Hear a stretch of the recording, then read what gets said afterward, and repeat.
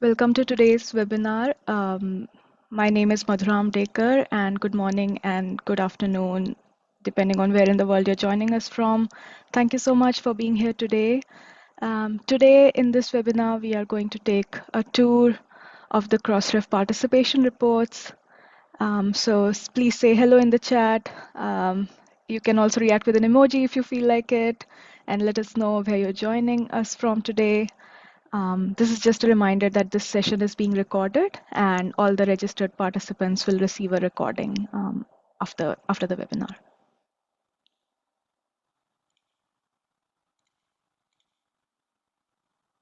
Okay, so as we kick off the session today, I just wanted to start by reminding us all that we want all of our meetings to be safe, respectful, and productive for everyone.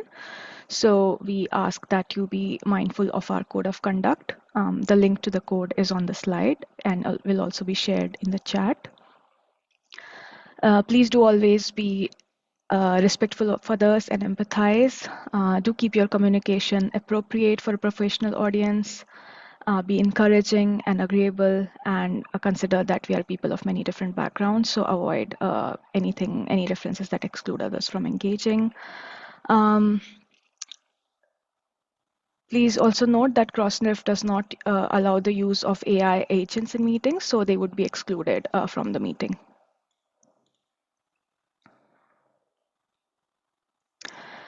So I just wanted to welcome all of you again and briefly introduce myself. My name is Madhura Amdekar. I'm a Community Engagement Manager at Crossref. I also have my colleagues with me today, Luis and Rihanna. If you both want to briefly say hello and introduce yourself. Hello, everybody. Good morning. I'm Luis Montilla, part of the community team, and I will be here also to support you with the live demo of the tools that we will be presenting. Hi, good morning and good afternoon, everyone. It's Fiona Mohammedia from South Africa. I'll be monitoring the chat. Please feel free to pop any questions into the Q&A box, and I'll be glad to assist if I can. Welcome. Thank you so much for your introductions. So this is our agenda for today. This is what we are going to cover. We will talk about Crossref membership obligations, and then the importance of research nexus and metadata. And then we are going to deep dive into the Crossref Participation Reports tool. So let's get started. But before that, just a few housekeeping information about using Zoom. So as we progress through the webinar, please feel free to drop in your questions. Please use the Q&A function, which is at the bottom of your screen, so that we can keep a track of your questions and answer them. You can also use the React function to raise your hand if you want to ask a question or share something in real time, especially in the later part of the presentation where we'll do a demo. Just a reminder that the session is being recorded, and if you want, you can also enable captions as well as the translation feature on Zoom. So with this, let's begin with our agenda today and start by looking at your role in Research Nexus. So as a Crossref member, there are several things that you do. You register a unique DOI for each item that you publish. You also provide a rich metadata record for each item that you publish, and you're going to hear more about how the richer the metadata that you provide, the better it is. You also display this DOI on a unique landing page for that published item. And these unique landing pages should contain full bibliographic information so the user can verify that they have reached the correct item. The landing page should also contain the DOI displayed as a URL so that if a reader wishes to cite this item, they can just copy and paste the DOI link. The landing page should also contain a way to access the full text of the content. It's acceptable for the full text to be behind a login or a paywall. This is fine as long as the landing page is accessible to everyone. So a DOI can resolve to the HTML full text of the content. And if this page includes the criteria above, a separate landing page is not necessary. It's not a good practice to link directly to a PDF, however, because then it will start downloading when the DOI is clicked on. As a Crossref member, you also need to keep the metadata record associated with this DOI up to date. So I already mentioned a few times metadata, and we are going to talk more about metadata. So what is this metadata that we are talking about? So you may be already aware that scholarly metadata refers to metadata in relation to research outputs. And there are many types of content that can be registered with us. And each of these content type that we support have a unique set of required and recommended metadata. So let's take the example of a journal article when we are talking about examples of metadata. So some basic metadata includes things like titles, dates, author names, abstracts, DOI, and location URL. But you can also have additional metadata, and this can include elements like full text URLs, for example, for similarity check and text mining. You can also provide full text URL for text and data mining, specifically for researchers carrying out text and data mining. Other additional metadata that you can provide includes crossmark metadata, so you can deposit metadata on updates, retractions or corrections, any updates to your content that happens after publication. You can also add metadata on relationships. You can provide more information about who the steward is. So this is provenance information, who's the publisher or the funder or the steward of the content. You can also add additional information on funding information, as well as on contributors and affiliations. We recommend adding ORCID IDs and ROR IDs. So there's a bunch of metadata that I already mentioned, and I just want to show you an example of a DOI with the different metadata elements that we were talking about. So this slide shows an example of an XML file. This is how machines read this metadata. So the metadata that you submit is stored with us as XML. And when you're registering your content, you can either submit the XML files yourself directly, or you can use one of the helper tools to enter your metadata. So if you're using a helper tool, the information that you submit, it's then converted into XML and deposited with Crossref for you. So having this information in XML makes it easy for machines to read. It makes the data publicly available as well via our REST API.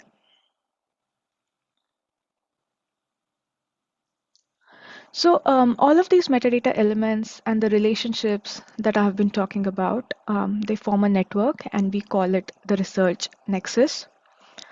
We envision research nexus as a rich and reusable open network of relationships that connect research organizations, people, things, and actions.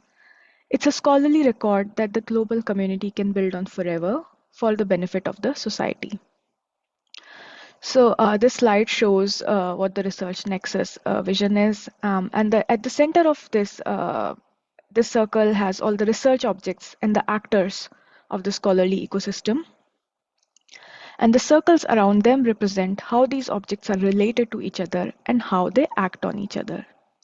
So the research nexus goes beyond the idea of having identifiers for different objects such as journal articles, book chapters, grants, and others, to emphasize that what's also more important is how these different objects are related to each other and the context that they each provide that makes up the whole research ecosystem. And all of this can be captured via metadata. And why is this important? This is what you may be thinking. So this XML record that I just showed you is an example of what a metadata record looks like. And all of this metadata that's deposited by our members and available with Crossref can be accessed using our open APIs. So the REST API is relied on by a large part of the research information community, and it sees around 2.1 billion monthly API queries. Our members are one of the heaviest users, and they use it for all kinds of information about their own records, or for picking up connections like citations and other relationships, databases, discovery tools, libraries, and governments all use the API. Many research groups also use it for different types of analysis that they may want to do. For example, for analyzing trends in science or for recording retractions or corrections. So the chances are high that any of the tool that you may be relying on for your research has somewhere incorporated this metadata through us. Now, metadata is really important because it can help this whole scholarly research ecosystem in many ways. For example, it's quite important for research integrity because it helps to provide signals about the trustworthiness of work. So metadata provides information on like provenance, for example, who funded a work, which organization or people contributed to it, whether something was updated or corrected. Metadata is also quite key for reproducibility. It helps others to reproduce outcomes by adding relationships between literature, data, software, protocols, and other methods. All of these relationships can be asserted through members' ongoing stewardship of their Crossref metadata records. Metadata can also be used for reporting and assessment. It helps organizations like universities, funders, governments, and others to track and demonstrate the outcome um, of investment, to provide benchmarking information, to show compliance with funder names, and to show compliance with funder mandates. And probably in helping what other research to fund. Metadata is also quite impactful for discoverability. It helps people and systems identify work, and this can be done via various angles. So when you register content with Crossref, it makes it possible for your work to be found and used. Thousands of systems are using Crossref metadata, as I mentioned before. So the richer the records are, the more visibility there is likely to be of your work. So with this background about metadata, I would like to move on to our next section where we'll take a tour of the various features of the Crossref Participation Reports tool. So the Participation Reports is a representation of the metadata that's available via our free REST API. It's a tool where you have a separate report for each member, and that shows what percentage of that member's content includes 11 key metadata elements. As a member, you can use this tool to see for yourself where the gaps in your metadata are. And this is a tool that's free and open to use for everyone. So we just were talking in the previous section that the richer the metadata is, the more chance your content has to appear in one of the downstream tools. But it's not necessarily that easy to find how rich the metadata record is by using the APIs or looking at the XML that I had shown a few slides ago. Some folks might find it easier to look at something which is a bit more visual, which is why a few years ago we created the participation reports. These are available online and they are completely open. You can use these to find how complete your own organization's metadata is. You can also look up metadata completeness for other organizations of your interest. For example, maybe your sister organization or your competitor, just so that you can see and compare as well. So I'm going to first show you what the interface looks like and what is it that you can see, and just walk you through the different parts of the participation reports. And once we have finished, then we'll open the session for questions as well. We'll give you a link to participation reports, and then we'll ask you to look up your own organization and ask any questions about what you are seeing. So let me walk you through the interface first. When you first see the participation reports, it looks something like this. What you need to do is to start typing in the name of your Crossref member organization. And once you start typing that in, you will see it start to appear on a drop-down list like this. And then you click to select your organization. Please do note that when you enter your member name, it must be the name of your account with Crossref. So what's in your invoice or the name that you have used on your sponsored member application. So when you select the organization, you will see the main page of the report and the information about the organization. Here's an example of a member's report, eLife's report. There's a lot of info on this report, but we can look at each item individually. So at the top, you can see the name of the organization here and also the total number of DOIs that have been registered with us. And then below that, there are 11 metadata types that are listed with the percentage of registered content that has certain metadata elements. And these are the elements that we consider important to make the content more useful and discoverable. So these include references, abstracts, ROR and ORCID identifiers, funding or information, URLs for licenses and the similarity check service, crossmark if an organization uses the service, and affiliation metadata. And each one has a percentage that is displayed next to it.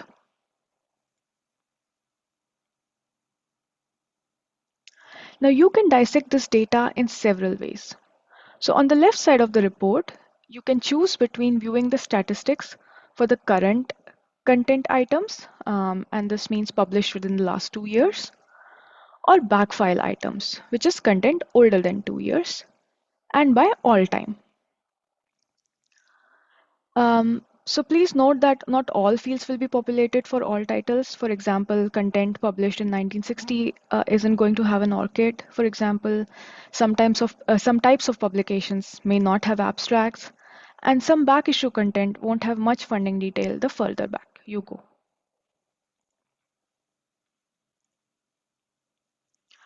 If your organization registers GOIs for more than one journal, you can also use this box in the middle to find the results for one of your journals. So the report can then show the percentage of metadata for just that title rather than the total content for that member. This is important as there may be different editors depositing for each journal, and they may not all collect and include the same metadata in their deposits. So I want to mention that it's possible to register journal article DOIs without an ISSN. You'd need to register a journal title level DOI in place of the ISSN.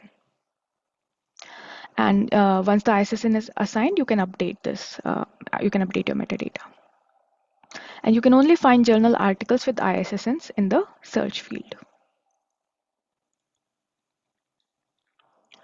Now, each of these metadata elements also has a small More Info button.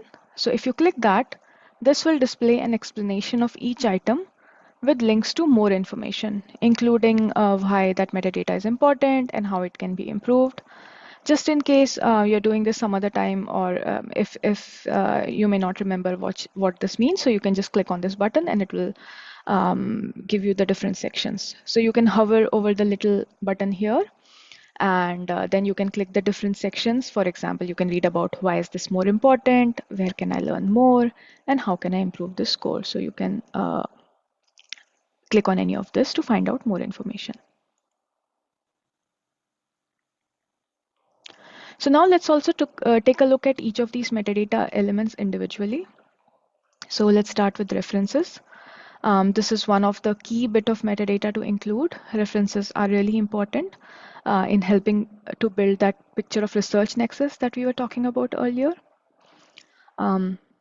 For abstracts, you can also include abstracts in the metadata because that can really help with the discoverability of your content. You also have ORCID IDs. These are unique identifiers for individual researchers. You can also include funder registry IDs, which help to identify the organization which funded the research. And this is a useful context for researchers when they are reading an article. You might also want to add in specific funding award numbers. You have the option of adding in crossmark information. So Crossmark is a service that we offer to help our members in registering metadata. Just when members place the Crossmark button, just by clicking on it, readers can understand the status of an item, whether it has been updated in some way, corrected or retracted. You can also add in special URLs. So if you're comfortable with researchers doing text and data mining across your content, you might want to have specific URL with specific permissions. For example, you can add license URLs to make it clear what license the content is available under. So whether it's open access or it's CC BY or it's any other license type. If you're using the similarity check service, you might want to add in similarity check URLs that allow Turnitin to index your content and include it in the Authenticate database. You'll include these URLs if you want to participate in the similarity check service, or if you want to make sure your content is included when other users check submitted manuscripts for similarity to content that's already been published. And there are also affiliations and role IDs. They help in identifying which institutions your authors are affiliated with.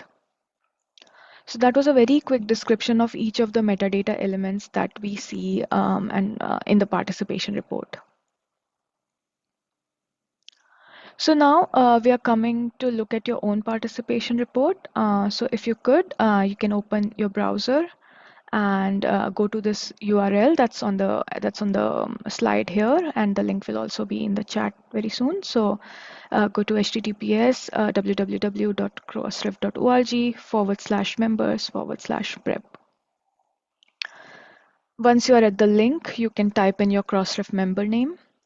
If you're not sure what that name is, or if you're having trouble in finding your account, you can please feel free to add a question in the Q&A box, and we can help you look up if maybe you know your DOI prefix. And those of you who were able to find the participation report, please feel free to play around and look at your results.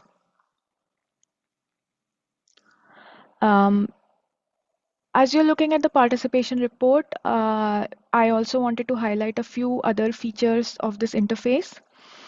So one of the things that you can do now, which we have had many requests for, is this option to download a gap report. So you can access which DOIs are missing certain metadata fields. And then once you have that information, you can integrate that into your workflow. So to do that, you need to click this download gap report button. And when you click on that button, it will show this pop-up window, and this will allow you to choose which metadata fields you're interested in. So for example, in this screenshot, ORCID IDs and ROR IDs have been selected. You can select everything that you want, or you can select only the fields that you are interested in. Also choose the record type that you are interested in. So for example, here journal articles have been selected, and you can also choose the time period. So this is the default that's been set to because it seems that most likely folks might want to receive information about records registered at any time, but you can filter it based on what you're looking for. So here it shows the ORCID IDs and ROR IDs that have been selected. And so when you click on the button, which is the download gap report button, it will go off and request from our API live, and it will request for the metadata for the record type, which are missing the fields that you have requested here. So in this case, it will show us the ORCID and ROR IDs. So if you're following along with your own participation report, you can go ahead and try this out. You can click on the download gap report and select any fields that you want to include in the gap report. And when you are doing this, a CSV file will download. We've gone with CSV as an easily accessible format that can be read by most spreadsheet software. And once you have clicked on the download gap report button, you will see that the button fades out, and you have an icon circling that shows you that the report is being processed. And this is just to show you what this would look like. So when the downloaded report is imported into Google Sheets, this is how it will look like. It's a really simple format. It lists the DOI, the date that the record was created, and the field that's missing. So in this case, we can see that there are ORCID IDs. But if you were to scroll down the report, you will see the other fields that you may have selected. For example, here we had selected ROR IDs. So if you scroll down, you would be able to see that. And if we had chosen more metadata fields, then that spreadsheet would have shown all of those further down as well. So you can get up to 5,000 records in this report download. But if you require more records than that, we can provide that. But you'll have to request that directly from our support team. But we hope that 5,000 is a good number to start with. So you can start with this feature, download this report, see where the gaps are, and then you can make improvements to your metadata coverage. The other small feature that I want to show you in this interface is that we have also implemented a dark mode. So there's a button that you might have noticed here in this slide. It's shown with a red arrow. This is the light mode, and this is the dark mode switched on.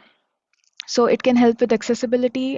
Some folks find it easier to work with a dark format interface, or maybe when you're looking at these when it's darker outside, this might be a more easier surface to work with. So everything else in terms of functionality remains the same. You can download the gap reports and do everything else. It's just a different style. And if you want to switch back, you just click on that icon again. So we spoke about the gap report and if you want to identify gaps in your metadata coverage. But let's talk a little bit about how you can complete your metadata and also about the things that don't fit neatly into the usual journal article book flow. So there are a lot of different scholarly outputs that people want DOIs for. For example, you have books, conference papers, preprints, peer reviews, and grants, and much more. So we have made this kind of a decision tree that might help you if you're stuck on helping you choose a content registration method. So the first question that we ask here is, are you using OJS from PKP? If the answer is yes, then you should definitely use the Crossref OJS plugin. You can just turn on the built-in Crossref plugin, and that's it. Do note that it will need to be updated periodically, so make sure you have the most recent version. In case you're not using OJS, we ask, are you comfortable writing or generating your own Crossref XML? If you are comfortable with that, you have two options. You can upload the XML files whenever you want through our admin tool. Or if you want to automate everything, you can send the XML directly to our API with HTTPS post. But if you're not comfortable with using XML or you might not have the technical resources to do it, you can use our helper tools. But the tool would depend on what kind of content you're registering. So if it's books chapters, conference papers, reports, dissertations, things like that, you can use our web deposit form. With this, you just fill in the online form, you click submit, and we turn it into XML behind the scenes. If you want to register journal articles, dissertations, reports, working papers, research grants, you can also use our metadata manager tool. Again, you don't then need to use XML. This is a helper tool. You enter your information and it will be converted into XML behind the scenes. If you're registering preprints, datasets, components, peer reviews, or posted standards, then you'll need to end up with XML. There isn't a no-code form for those content types yet. So most folks would either generate the XML with a small script or use one of the community tools that will generate ready-to-go files and then upload them using the admin tool.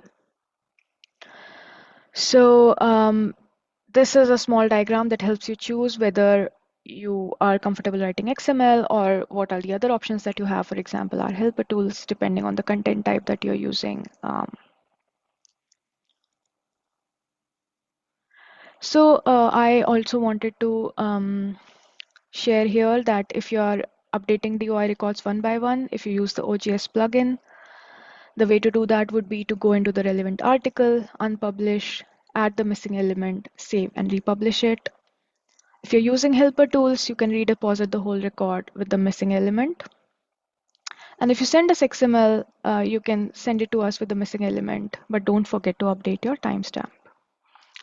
We also have webinars where we focus on OJS and Metadata Manager. So we have webinars focused on using those two different helper tools. So please keep an eye out on our events page or on our socials so that you can keep a track on when these are happening and join if they are of your interest. If you're updating in bulk, there are certain elements that can be added in bulk by uploading a CSV file on the web deposit form. So for example, those will be funding data, similarity check URLs, text and data mining URLs, and license information. And if you need help, please contact our support team with this and they will be sure to help you out. So with this, I'm going to stop sharing my screen and I will hand over to my colleague Lewis to take us through the next part of the live demo with the report. Thank you so much. Thank you very much, Madura. All right, I'm gonna share my screen and I'm going to take you to the live demo of all of the content that Madura just shared with us. Hopefully, everything was very clear, but in case not everybody had the opportunity to explore their own participation reports at the moment, we can use this opportunity to see how basically it works. I'm gonna use as an example one of the organizations that was just mentioned in the chat. And then if there are additional questions, we will take a couple of minutes at the end to explore. So once again, you can see here, this is a landing page that you can find at crossref.org/member/prep.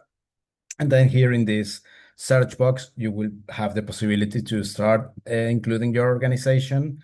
And it will autocomplete to whatever we have in our records. So for example, if I start typing CEARCA, which is one of the organizations that was mentioned in the chat, you will see that this will autocomplete to the name that was registered and how it appears in the metadata. So as you can see here, well, I have activated by default the dark mode, but you can also switch to light mode at any point. So you can see here that this organization has 306 total registered records. This is counting all of both time windows that we have. So if we want to explore more recent records, you will have to navigate to this drop-down menu, click current records. Let's remember that this refers to the current year, so 2026 plus the 2 preceding years. So this will be 2024, 2025, and the amount of time that we have for 2026.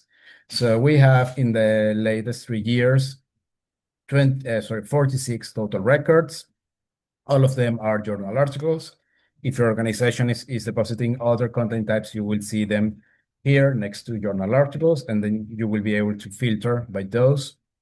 All of these are assigned to a specific organization, but you can also filter by specific journals. So for example, in this case, we see that all of these belong to the same journal. So in the case that your organization publishes multiple journals, you will be able to filter them using this text box. And then you will be able also to explore your back record, which is everything older than 2024 in this case. And as Madura was mentioning, for example, let's say that we are interested in exploring a few of these gaps. Let's say we want to prioritize abstracts because we have a high percentage of completitude of those. We can click the download gap report icon. We can either select all, deselect all of them, or just click the ones that we want to prioritize. Remember that if you click all of them, it will take a little bit of an extra time to get the report. So you might be interested in just exploring one metadata field at a time. So for this specific scenario, I'm clicking abstracts. I'm clicking all of the time here.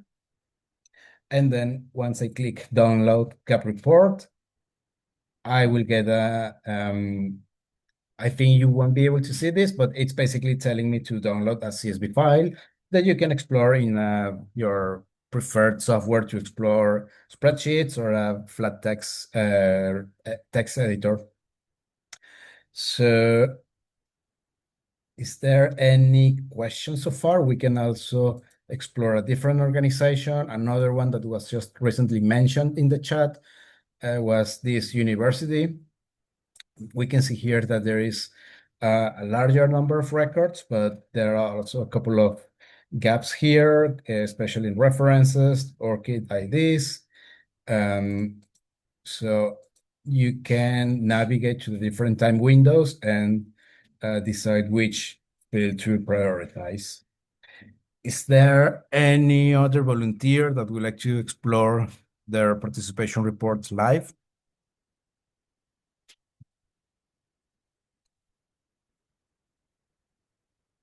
And of course, we will use the time to answer a couple of questions about this.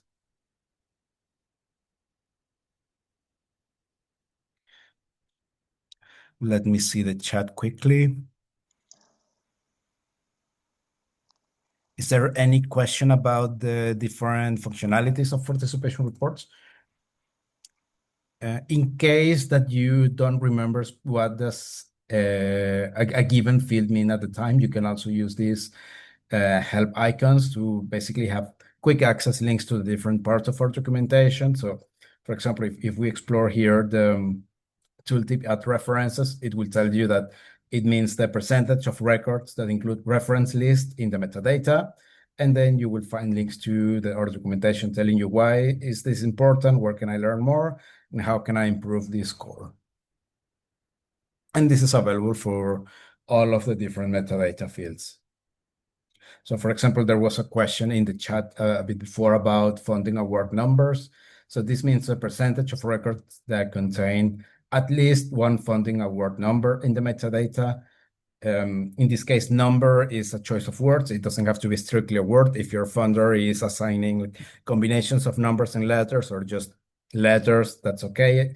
This is counting what you include in the metadata record. And so on. So you can use this tool to explore what does all of the metadata fields mean.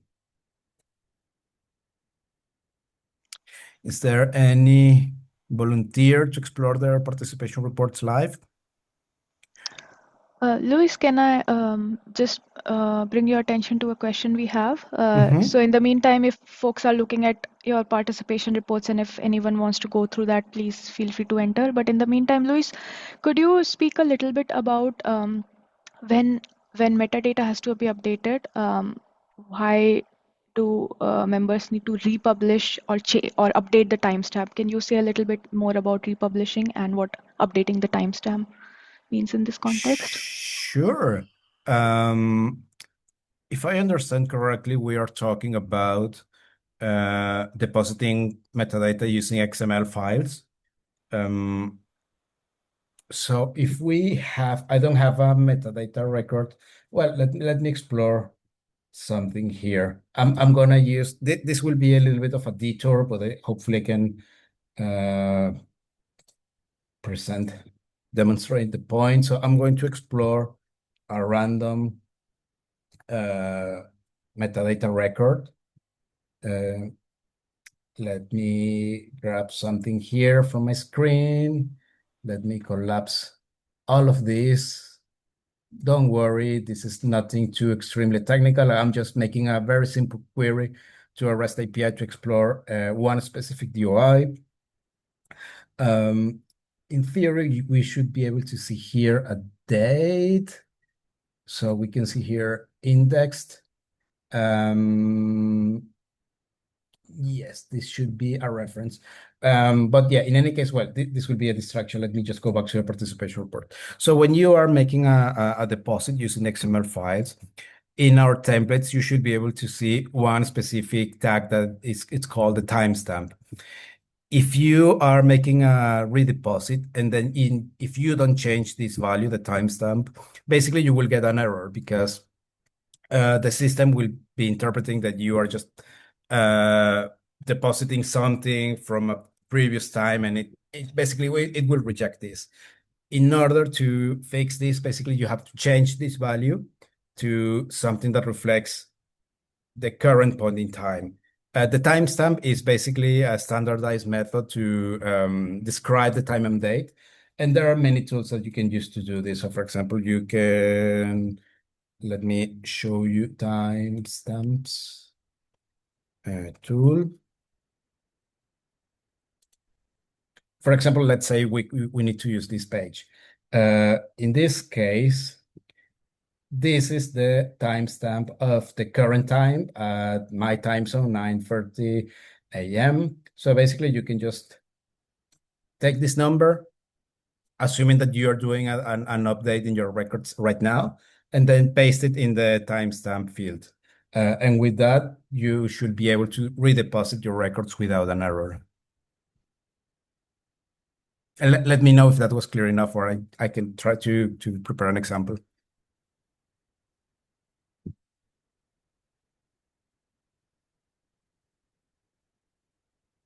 Oh, and if you are using OJS, you don't have to worry about all of this. This is in the case that you are using XML deposits.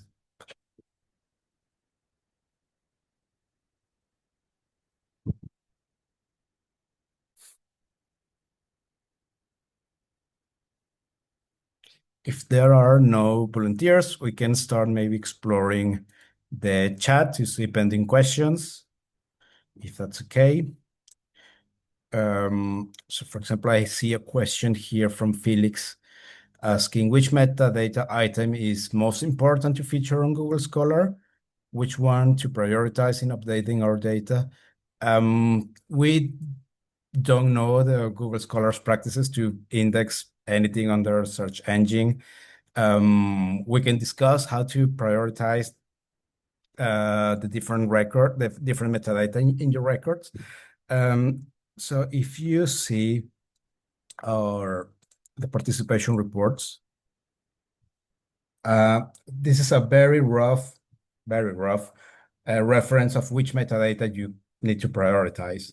Once again, this is just a recommendation, not necessarily a hard rule. So for example, in this case, this organization could start working on the references and then moving towards their abstracts, ORCIDs, affiliations, and so on. Those of you who might be familiar with this tool might have noticed that in the past, these fields were organized alphabetically. Now they are organized more or less in the suggested order of priority. That this is once again informed by what the community is telling us. So if you have to choose one specific metadata field, all of this, you can start with references. However, at the same time, this should be in principle easier because depositing references is part of the best practices when you're depositing metadata records. So you can start there.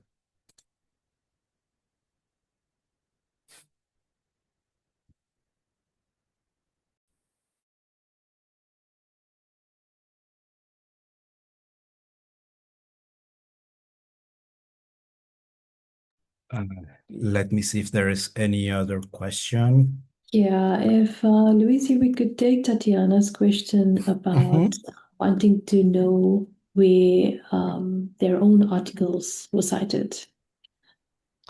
Yes, so let me see. Okay, I can see Tatiana's comment. How to get bibliography about citation of published records, I assume in our journals articles, for example. I need to know who and where were cited in my own article. And I can see those instructions are numerous and complicated. Okay. So this is not something that we can explore publicly because in order to retrieve those numbers, you need to have your credentials. If you want, please send us an email to support@crossref.org, and we will be able to give you more detailed instructions.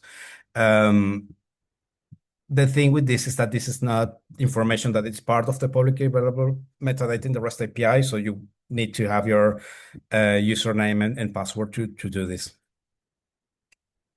All right, so Tatiana, in this case, can you share with us your email, and I will try to either find the ticket or reply to you directly.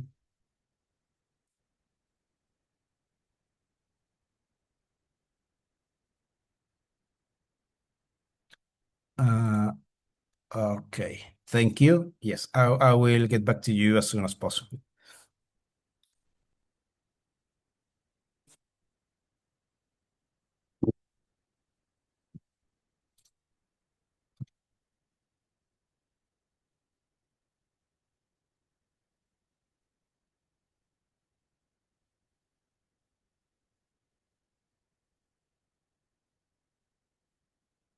Is there any other pending question? There's a question in the Q&A box Thank you. about affiliations. Yes. Affiliations are always included in the DOIs we submit through XML, but the report says 0% for this. Does it mean that all of our DOI don't include affiliation? Yes. Unfortunately, if the report is stating that you have 0% of affiliations, that's something that we need to verify. I would recommend that once again, you contact us at support@crossref.org, and then please also include a sample of an XML that you have deposited in the past. If you are including affiliations and then you are using XML, it should be able to appear in the participation reports. But yeah, send us a sample in case that there is something wrong with the format, or basically, I assume that it might be something with the format of the XML file.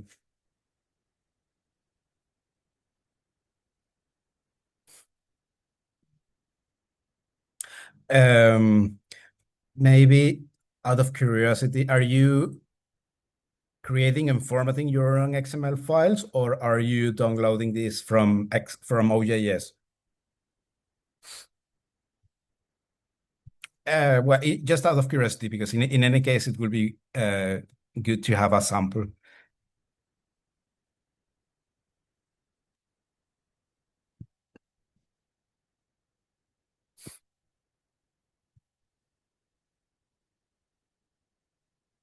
Can you give us a quick example of how to deposit references?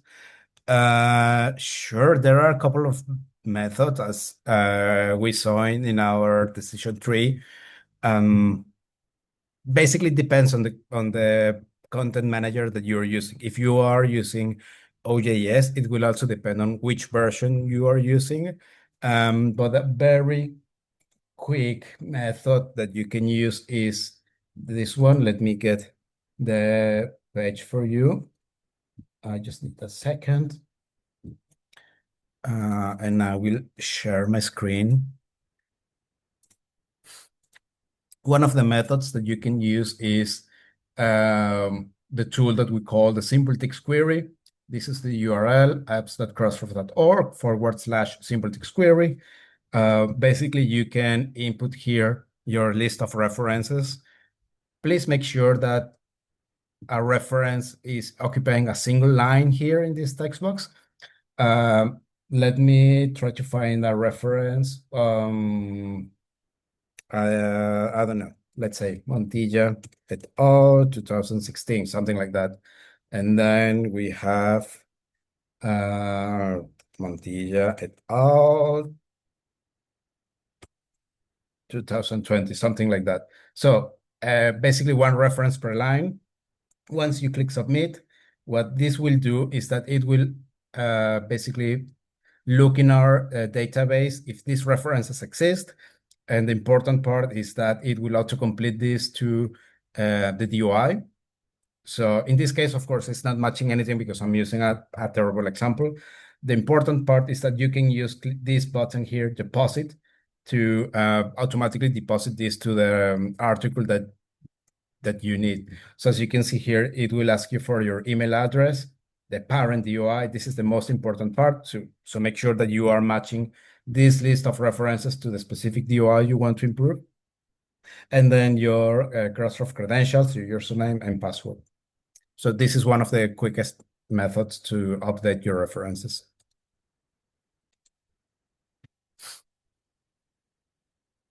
I see another question here. Is there a tool to upload PDF which extracts metadata? If there is, it works once. Yeah, as far as I'm aware, we don't have any tool like that. Not a Crossref provided tool to extract metadata.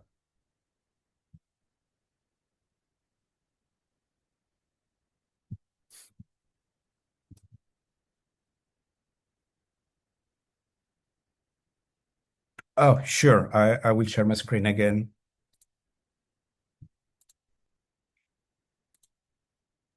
So I'm not sure if it's available in the chat, but you navigate to crossrefapps.crossref.org, simple text query, and then you will let me find a proper reference. So something random.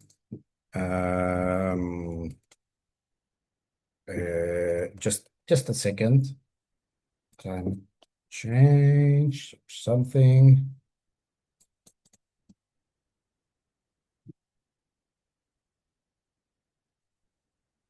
Part of what makes this tool very, very powerful and convenient is the fact that it autocompletes to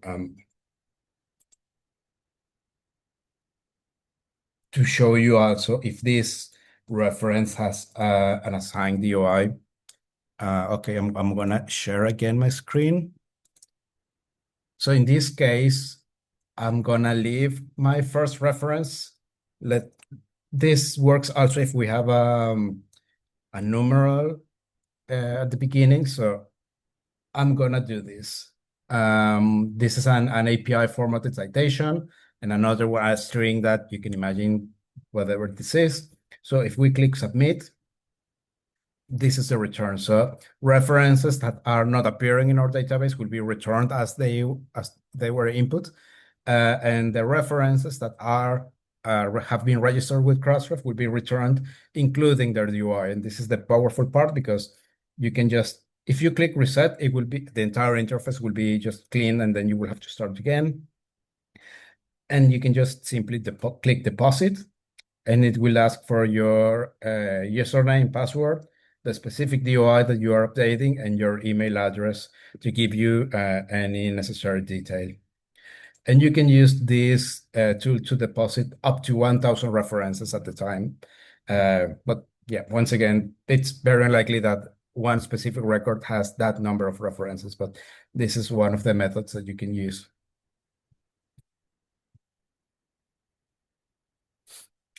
I see a question from David. We use OJS. Do I have to use the simple text query page to deposit references for each article? Yes, you can use OJS perfectly. If you have the plugin activated, actually you can just update all of the references in all of your articles and then just make a bulk deposit from OJS directly. That's one of the features that you have available. You just have to navigate to the DOI side panel, select all of the records that needs an update, or I think it's often described as needs sync, and then click the button deposit all. So yeah, you can you can update multiple records simultaneously from OJS. You don't have to make updates one by one.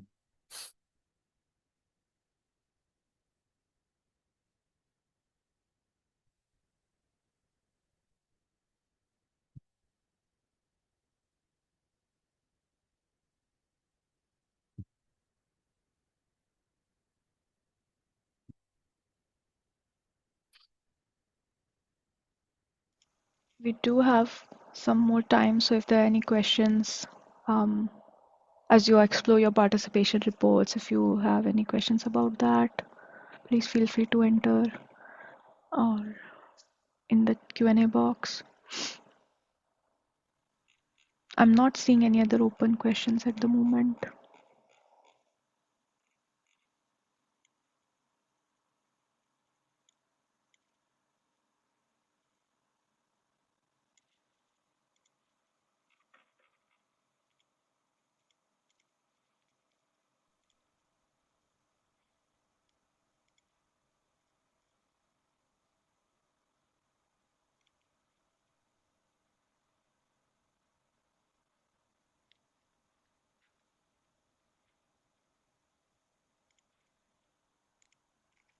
Okay, sorry, I see another question from David. We use OJS. Do I have to use? Oh, sorry, that was the main question. So I can copy the results from the simple text query to the references sections. Exactly. Yes, that's something you can do. Actually, that's something that often our members do. So they use the simple text query to quickly retrieve all of the DOIs when they exist, and then copy and paste all of this into the references box in OJS. So they are also linking their DOIs in the references, and then make the update from OJS.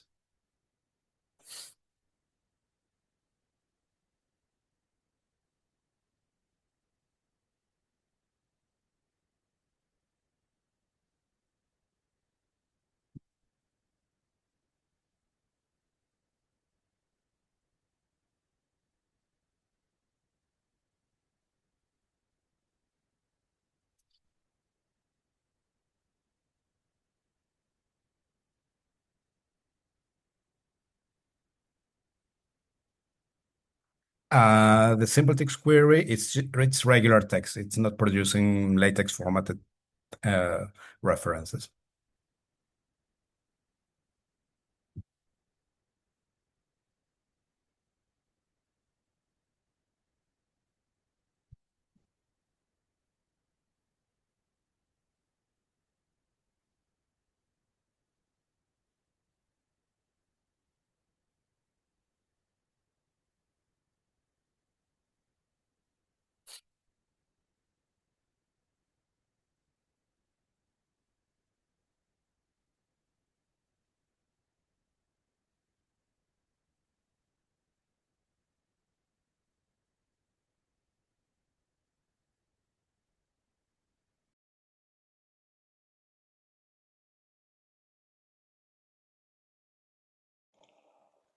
I also wanted to highlight some other ways for you to find out more information. So we have a lot of documentation on our website.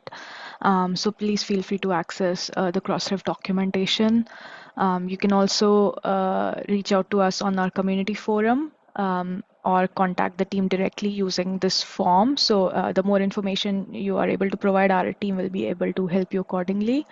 Also, you can follow us on our social media to keep up to date on latest developments or to find more information. We do have a couple of more minutes if anyone has any other questions at this point, but also just wanted to thank all of you for being here today and for engaging in this webinar. I hope that you all find this tool useful and that you will explore it and hopefully be able to use it to improve your metadata coverage.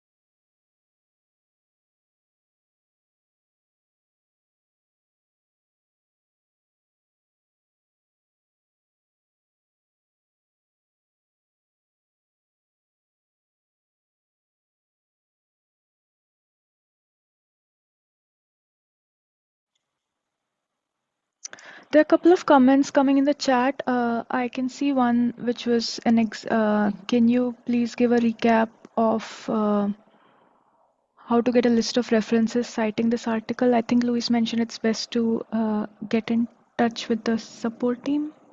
Yes, Is that correct? that's correct, because so we don't have, so in order to retrieve the references that are citing your specific article or DOI record, you need to have your credentials at hand. So in this case, it's better if we handle this with support directly instead of in a publicly recorded webinar.